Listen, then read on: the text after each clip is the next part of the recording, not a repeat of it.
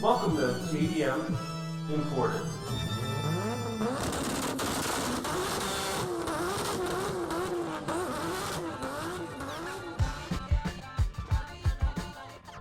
What's up? Welcome back to the JDM Imported podcast. This is episode 6. I'm Dante Prinzo, owner-operator of Elusive Auto, and today, first off, I apologize. The content has not been put out as much as I want.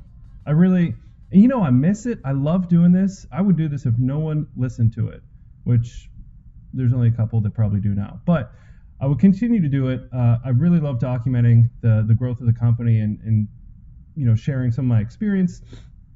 And I'm doing something a little different today. So I'm going to get back on, I was trying to put out an episode once every 2 weeks right now because I have, 3 cars. It's taking a lot of my free time, and really the most important thing right now is to continue to move vehicles so I can get vehicles. I mean, I still want to keep up with social. I still want to put out podcasts because I really love this.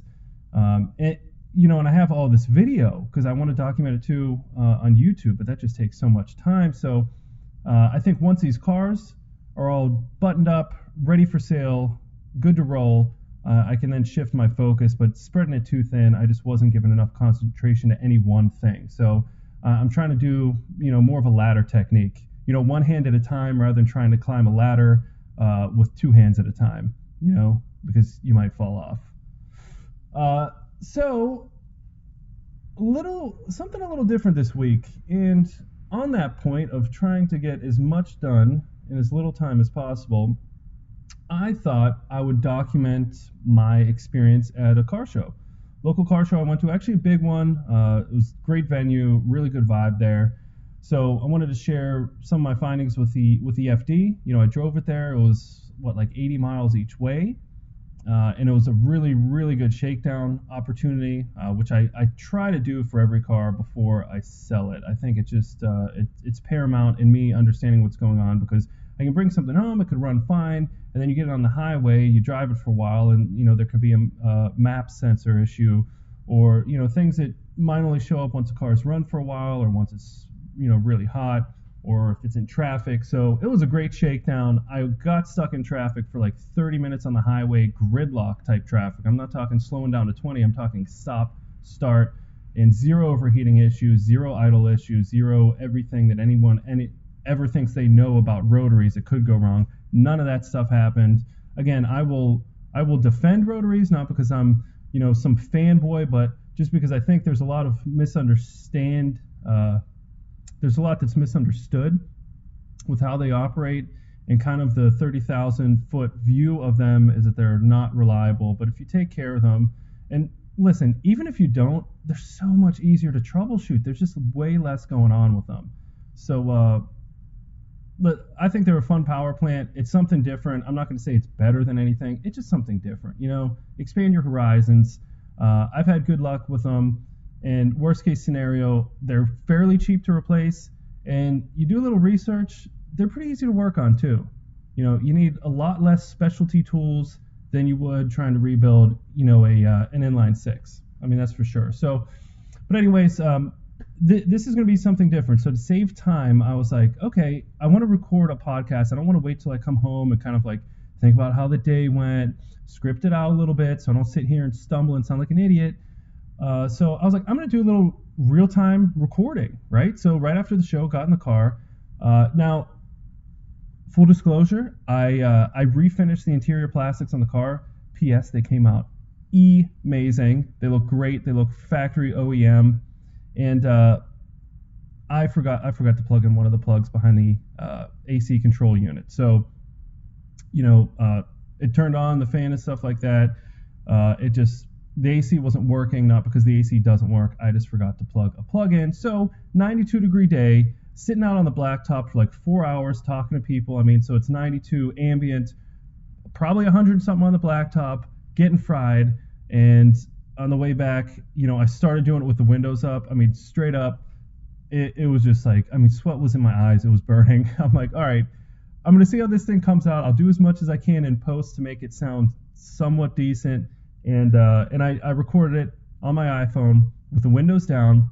I even downloaded some new software to try to cancel out as much of the background noise, so it's not too irritating. So apologies if it is. I understand if you have any negative feedback on the audio quality. I am going to do this again. I think I'm going to document my port trip coming up to get the Cedric. But obviously, I will be in a vehicle with air conditioning and the windows up, and I think it'll come out just fine. It's kind of amazing how, just the basic audio app on the iPhone and the earbuds will pick up your voice and cancel things out. But again, I was in an RX-7 on a highway with the windows down, with 18-wheelers passing me. But I thought it was fun. It was a little more vlog style. So let me know your thoughts. If you love it, if you hate it, curious to hear your feedback. So without further ado, here is my breakdown from Dankfest. Yes, the car show named after the word that just means like damp and musty. I don't know. It's the thing, but it was a lot of fun. Met a lot of cool people out there. Got some great feedback on the RX-7. So enjoy this breakdown. Talk to you soon.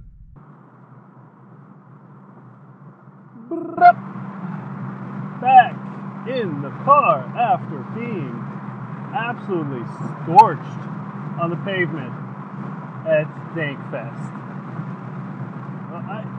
I can't say Dankfest without getting like a little puckery, like feeling a little dirty, like I gotta wash out my tutu. And please don't hold that against me for saying tutu. I don't know why I said that. I'm a bit delirious. It's not even that hot, really. It's just on the blacktop. And there was like a two-step contest at the show, and just a lot of standing around and talking. Good people, good vibes there. But my feet are so hot. My shoes, I felt like I was getting fried up. But anyways, and all right, so if anyone could chime in, I wish I could take callers on this show. I gotta set that up. Do like live calls or something. I think that'd be great. But anyways, I don't know if any of you else have this thought, but it's car show season. A lot of car shows are outside. It's hot in a lot of places in the country. And I always get stuck in this conundrum of, do you wear a light-colored shirt because it's cooler, doesn't absorb as much heat, but then you sweat through it and look gross and just soupy for the rest of the day, or do you stick with black? Now black, you're not going to look all sweaty, you're not going to get like titty sweat and pit sweat and back sweat, you're not going to get that stuff, but, the other side of that coin is it's just going to be a shit show as far as like heat on your skin. Ridiculous. So driving the FD, I'm leaving Winston-Salem. Kind of enjoying this format. I'd like to hear some feedback, but I know the audio is probably going to be trash, but it's kind of like a real-time thought dump, right? Rather than me going back and kind of taking some notes and thinking, I'm just going to like do a little brain dump of how the show went, how the car is going, how uncomfortable my body is right now, how stupid I am for not plugging in that one plug from the harness to the AC, which works in this car, but only works when you actually have power going to it, which I forgot to plug in. Like an idiot. So, I'm in a black car dying. And just so you know, if there's any of you out there that, wants to start a podcast, a lot of people doing it, I think it's super healthy. If no one listens to it, it is just therapeutic, I feel like, just to talk out loud. And listen back to your thoughts, this is kind of like a cool way to document, right? Kind of my maturation through this business and my thought process and all that. But you don't need a lot of equipment. Now given, this is probably going to sound like trash, but I'm on a highway, windows down, right, with a car with exhaust, not super loud, but it still makes some noise. I'm on my iPhone, on the voice memo software, with my earbuds and the microphone. That's it. So, I can mess with this post to make it sound a little better, so you guys aren't just listening to wind noise the whole time I'm babbling, but it can be done. You don't need to make excuses to get like nice fancy microphones in a quiet place, and it's too noisy here, it's too noisy there. Like, you can get it done. And really, I think sometimes it's nice to mix it up in this format, you know? I mean, as much as I like to kind of mess around with the settings and the equalizer and, you know, my intro and my voice and stuff like that, this is so freeform. It's, I don't know, this actually is a little more comfortable and natural. And with my whole kind of mantra in this company and me wanting to document things, to really offer an absolutely transparent view into this world, into my company. So if anyone wants to be a customer, they know who they're getting in business with, they know what the cars are going to be like, and if anyone wants to learn anything, it's all here for you. I'm here for you. I answer all my emails, even if it doesn't pertain to anything that in any way gives me money, because I just like to share. So, talking about sharing, so met a lot of people at the show. Just a really, really good group there. You know, I put on some vinyl. I cut some holographic vinyl. Did the Elusive Auto logo. My handle. I put some business cards in the hood. Popped up the Night Sport headlights.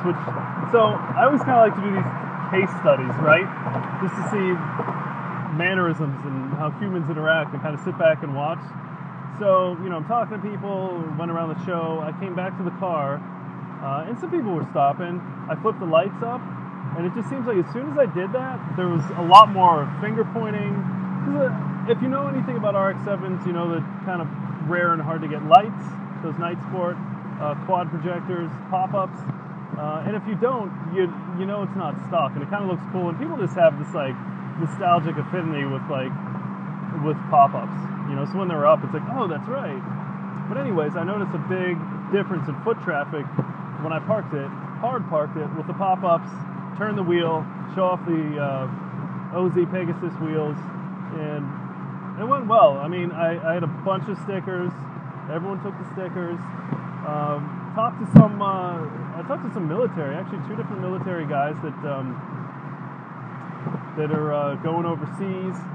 You know, they're probably going to buy a car there, which I would too, but might need help importing it, you know, so that's kind of another thing I didn't really even think of, but I'd gladly do for somebody, you know, even though I'm not really helping with the car portion, but getting it here, legalizing all that stuff, so they can just pick it up. They don't have to stress about finding a broker. And I mean, quite honestly, even if you do it yourself, like, good luck finding a broker that aligns with you, right? And things are different with cars than they are with goods, than they are dealing with companies, you know? So it's kind of nice to deal with someone that works in the goods specifically that you want, in this case, cars. So that was kind of a cool networking thing. But yeah, I just met a lot of young, a lot of people my age. I mean, I'm feeling like the old head anymore at these shows at 35. But yeah, I just had a good time. It seems like people are really curious. You know, for those of you that have a business, aspire to have a business, that might feel embarrassed talking about it, if it's not like a big deal yet, don't. Because, like, you know, I'm doing this for real, but I'm still doing it out of my garage, at my home address. So, you know, if I felt bashful about saying I own a business and this is what I do because I don't have, you know, an 8,000 square foot shop, I wouldn't get anywhere.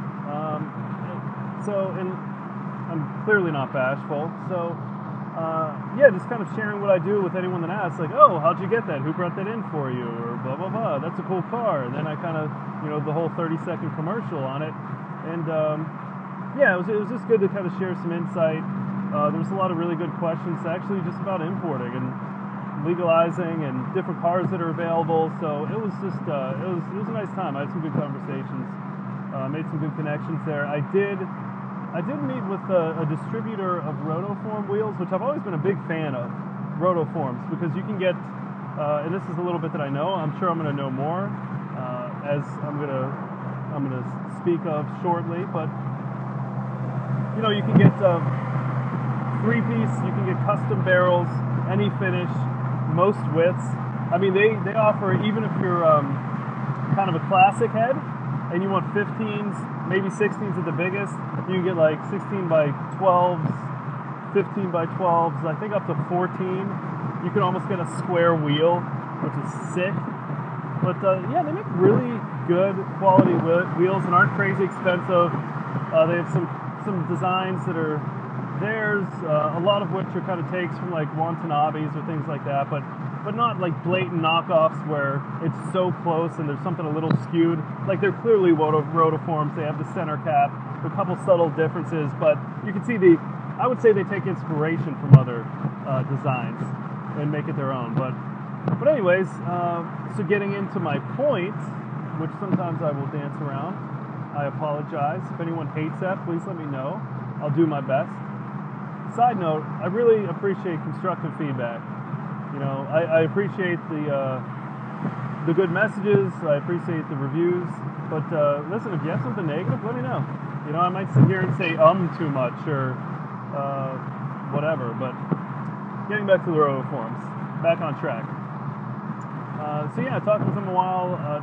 Talked with them about a potential business account, which is really easy with them. I mean, with some distributors, like if you want to sell parts, with a lot of, even if you're not buying from the company, like say you're not a distributor from Enkey directly, you're actually working with, I don't know, like Turn 15 or some other really huge distributor, and you have a business account with them. But still, even in those situations, you have to have a buy-in. You know, you either have to commit to buying so much inventory in a certain duration, or you have to buy a lot of inventory up front, or it's just a buy-in for, you know, the discount and for the rights to put their name and their information on your website. And I'm going to get a little deeper into it. I got like a 300 page pamphlet and an application. But yeah, I'd like to offer the wheels on my website, offer them to people. I mean, I don't see this, I'm not going to be like a weird wheel distributor, but just kind of another avenue, another service that I could offer. I mean, why not? I mean, honestly, even if I sell 2 a year just to be able to have wheels up there and offer that service, fill up some space on the website, and quite honestly, I could see a real big benefit if someone buys a car from me. Say they're picking up in 2 weeks or next week, or you know, they've ordered it and we're waiting for shipping and they want to do wheels and stuff like that, then I can, you know, get a really good deal on wheels, have them installed, tires mounted, balanced, and so when you pick up your car, the wheels you pick, the car you want, it's all like ready to go. So that'd be kind of cool, I think. You know, so I can see that being a thing. Like I said, not just being kind of a straight out parts department, but offering it in conjunction with, you know, my other services. So, and it seems, and the reason I got into the buy-in and things like that, that's what's held me from doing anything like this with anyone else, because it just doesn't make sense where I'm at right now to buy, you know, $5,000 worth of air filters or $10,000 worth of, you know, coilovers. So companies like this, like Rotoform, and there's a bunch of other, I'll have to look into. I'd like to look into suspension as well, like BC Racing or Fortune. Love Fortune products, coilovers. But companies like that, they offer, you know, drop shipping, essentially. So, you know, they use companies like mine, or quite frankly, bigger parts companies, to distribute their product, you know. They're the ones that make it.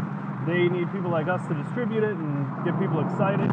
So it really makes sense from their standpoint to do this. There's no buy-in. They basically, you know, give us the wheels for, I'm sure it's, I'll have to look at it, but I'm sure it's a bit above wholesale, or maybe it is right at wholesale. And they set the, you know, they essentially set the prices. So they make some money. There's, you know, potential for me to make money, or I could just, you know, sell them super cheap if they're with a car, just to kind of offer some of that service, since it's really no skin off me. But yeah, it seems really, at least like I said, at least another service, another feature I can offer people, and it's a good product. I've always been a fan of their wheels.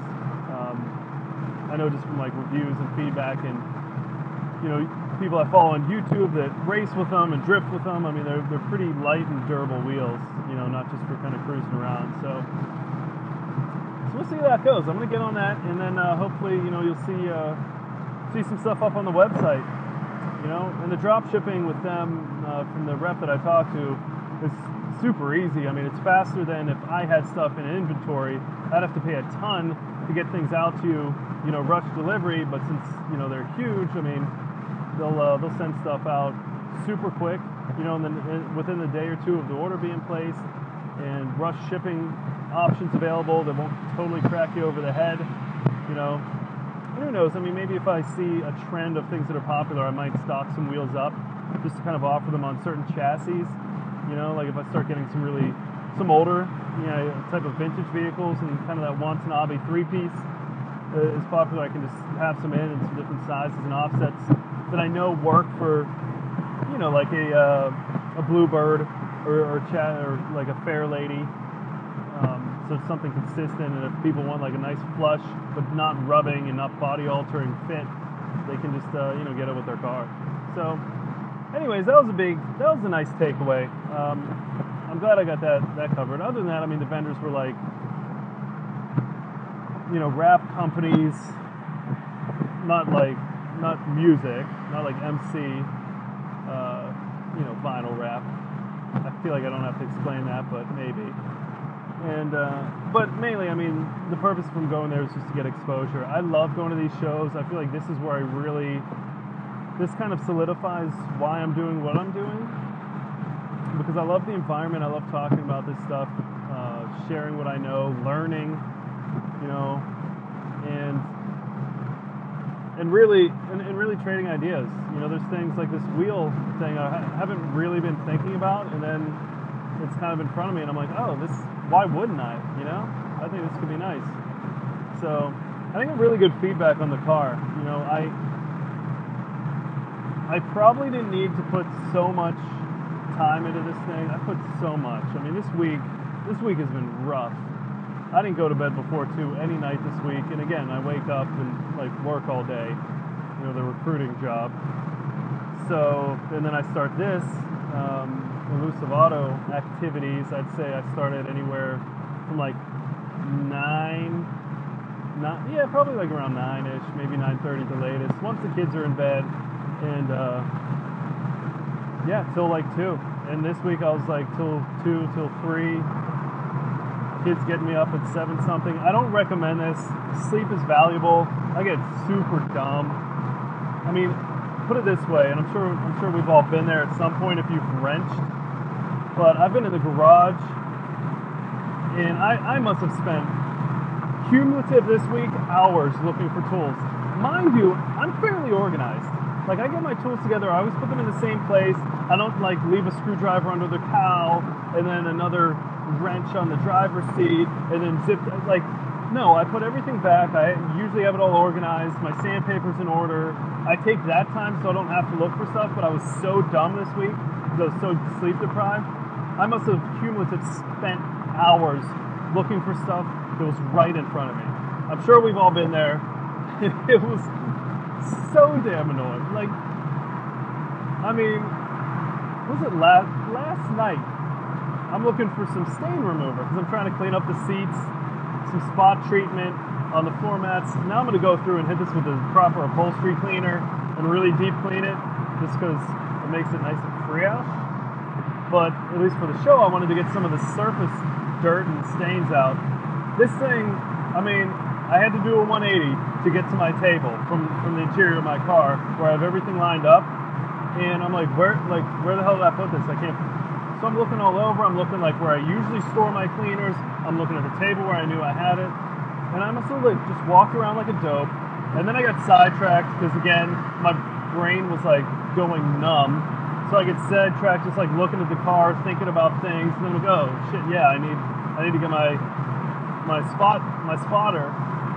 And I'm looking, legit 20 minutes passes, and it was on the table, right where I left it. I had a microfiber cloth resting on top of it, draping over. It's not like this is something flat and you can't tell what it is.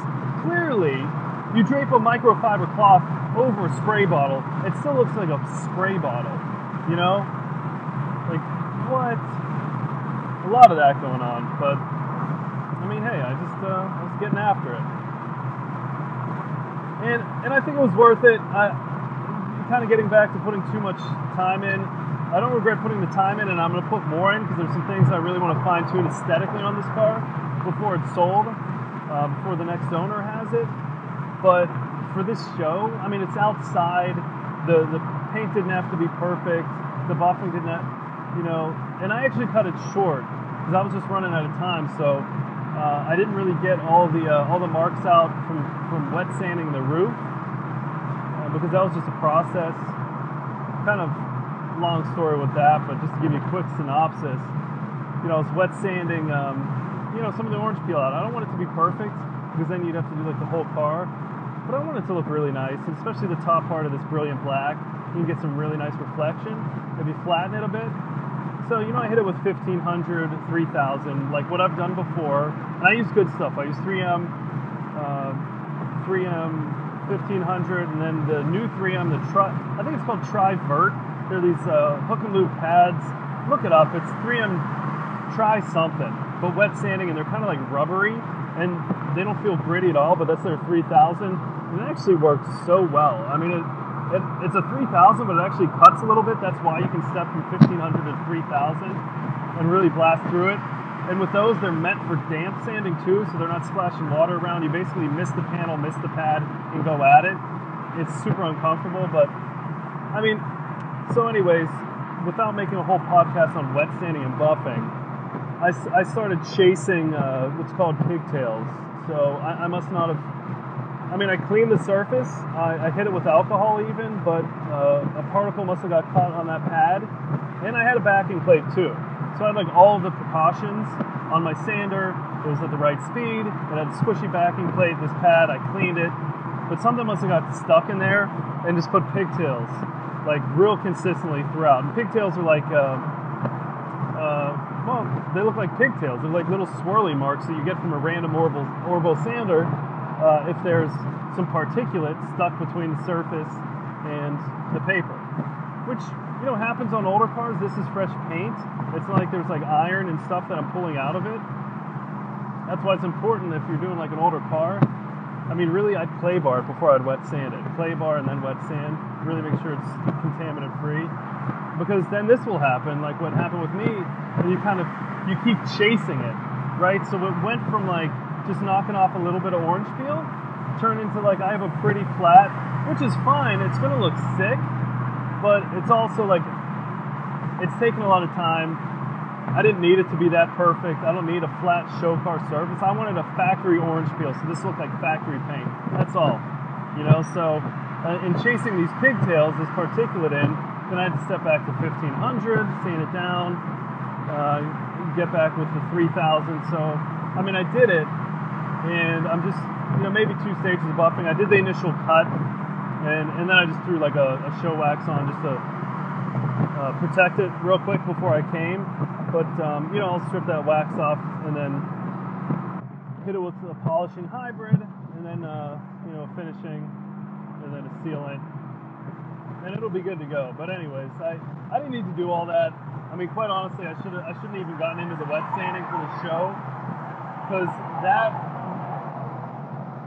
I probably have 6 hours of work on the roof and pillars right now alone.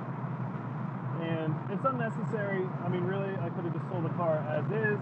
I didn't need to do it before the show, and it just kept me up. So lesson learned.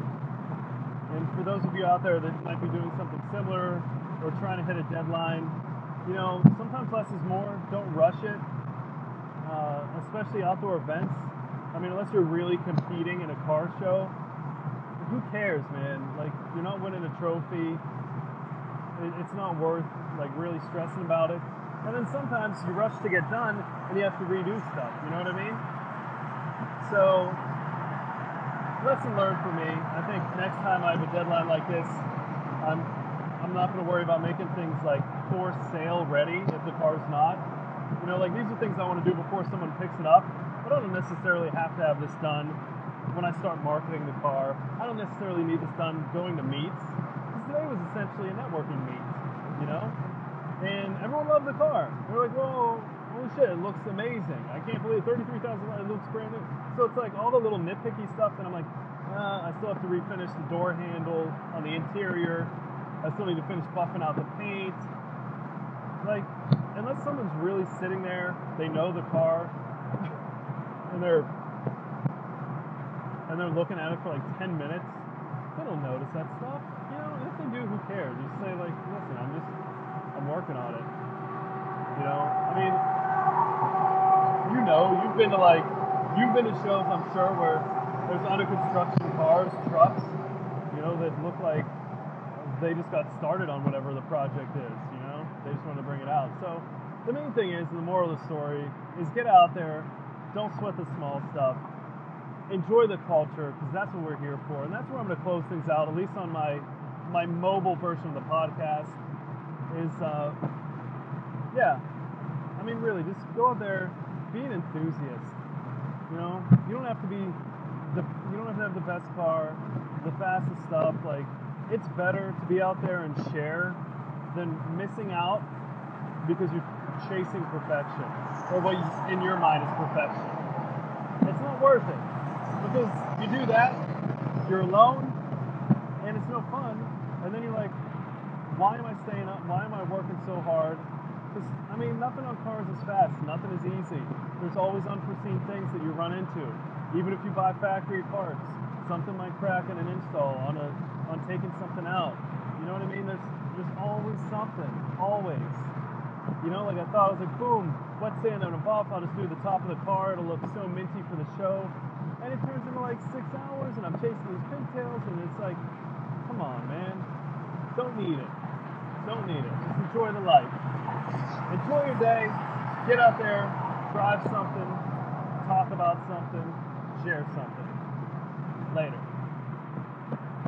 So, hope you enjoyed that and it wasn't too painful. Again, I did what I could with the audio, but such a hot day, windows down on the highway. That's what we got. But I don't know. I thought it was a little more of a real view, a little more of a real feedback, a little less, kind of research, no kind of a one take type of situation there. So, but anyways, have some fun things coming up here. The FD is ready for sale, looking pretty. So I can focus back on the FC, which is just a little bit of body work and prep away. I still need to fit the side skirts on that. I finally fit, if you remember from previous episodes, I was really struggling with the body kit. It's the Origin, knockoff kit, and had a ton of work on the front end. But I made some brackets, used some riv nuts to make it, really nice fit, something that can be removed easily, something that's going to be super strong, reinforce the plates that I installed with more fiberglass. So we're good there. I'm happy with the fitment. I think the look's going to be stellar, and I need to shift attention to the side skirts, which preliminarily look decent. They're going to be a lot less work than the front end. There's a lot less moving parts there. Really, it's mainly just making sure I have good clearance and kind of grinding it down so the door's not rubbing off any paint. Because you really need to remember on these aftermarket paint jobs, especially the ones that I get, my painter puts extra clear coat on for me. So if not for me, the next owner, if they really want to turn it into kind of a show car, there's plenty of clear coat to wet sand and buff it down to, completely flat finish, no orange peel.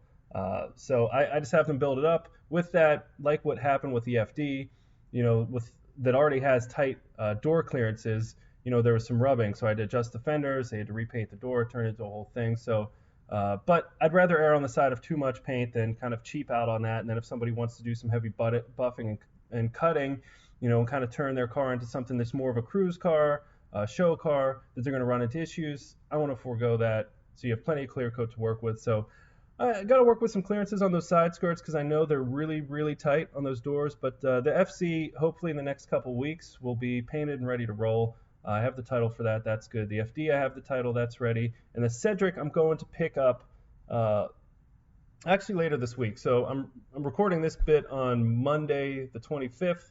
So I think Wednesday I'm going to head down there and get it. And you know what? I'm going to try the same thing. It's going to come out much better, of course, because I'm not going to have the windows down. I'll be in a car with AC, but I'll be recording kind of vlog style. And maybe even you can overhear, like what it's like to go into the port. And, the port patrol and things like that, see if I can kind of sneak a little bit of audio in there. That might be fun. Kind of like those old school Inside Edition behind the scene type stuff. So Anyways, stay tuned for that. Thank you for listening. Again, as always, if you have anything to contribute, good, bad, or indifferent, you can find me social media at Elusive Auto Co. ELUSIVE Auto Co. On all social media platforms, and I respond quickly. I really like to keep the discussion going, answer any questions. Again, you do not need to be a customer. You don't need to be ready to buy something in the next week for me to give you the time of day. I will answer questions about importing cars, what's coming up, what's legal, what's not. So again, thanks for the time. Enjoy the drive. We'll talk soon.